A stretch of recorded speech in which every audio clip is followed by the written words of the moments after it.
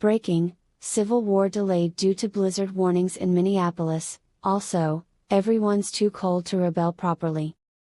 In a stunning escalation that has legal experts scratching their heads and winter commuters just trying to find a parking spot, the Department of Justice has fired off a barrage of subpoenas to Minnesota's top Democrats, including Governor Tim Walz, AG Keith Ellison, and the mayors of Minneapolis and St. Paul, accusing them of the heinous crime of existing in a sanctuary jurisdiction while federal immigration agents are trying to do their jobs.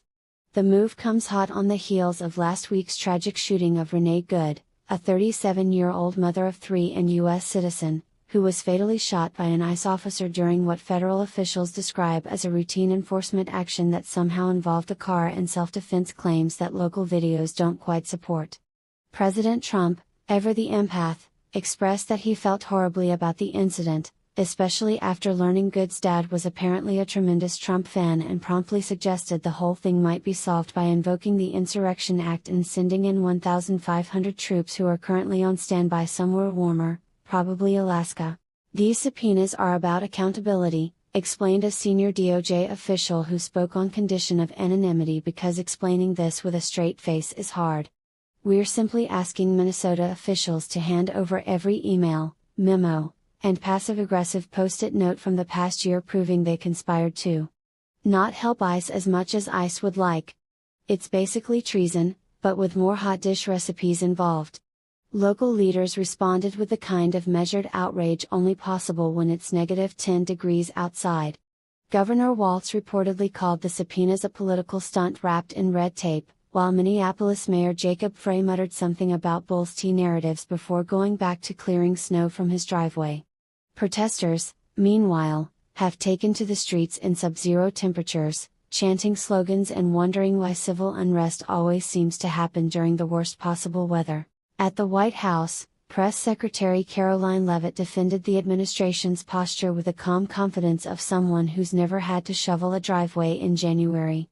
The president is simply using the tools Congress gave him, like subpoenas, troop readiness, and the occasional dramatic invocation of 1807 laws, to ensure that federal law is enforced, even if it means turning Minneapolis into the set of a very chilly remake of Red Dawn. America First means no sanctuary cities, no exceptions, and definitely no excuses about wind chills. Critics pointed out the irony of prepping active duty soldiers for domestic deployment over immigration enforcement in a state where the biggest current threat is black ice on I-94. One anonymous Pentagon source whispered, "Look, the troops are ready. They've got parkas, MREs that taste like regret, and strict orders not to engage unless someone throws a snowball labeled sanctuary policy." In related developments, the National Weather Service issued a blizzard warning for the Twin Cities area, leading experts to predict that any actual insurrection would be postponed until at least April, when the ground thaws and people can march without losing toes to frostbite. As one weary Minneapolis resident summed it up while scraping ice off his windshield, "Great. First we lose French wine to Greenland tariffs, now we're getting federal subpoenas and possible tanks. At this rate, the only thing left to invade is my Netflix queue." America, where the path to national unity runs straight through a subpoena blizzard.